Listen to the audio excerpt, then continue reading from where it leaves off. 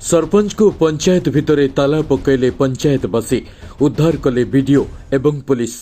इंदिरा आवास घोटालार महादुर्नीति सांग को उपयुक्त हिताधिकारी पाइबारु वंचित थिले मध्य पंचायत निर्वाही अधिकारी श्री भीष्म कुमार एवं सरपंच को कार्य को असंतोष होई अंचलवासी आज पंचायत रे सरपंच श्रीमती सुमुखी भोई को ताला पकई दैछन्ते।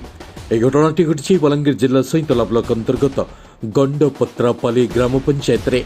परे सईतला बीडीओ देवाशीष सामल बड़मल फांडी एसआई कुनु साहू लोकों ठारू शुणी फॉर्म ग्रहण कराजिबो बोली बुझाई सरपंच को उद्धार करथिले एवं तुरंत पंचायत निर्वाही अधिकारी कार्यानुष्ठान नियाजिबो बोली प्रतिश्रुति दैछन्ते।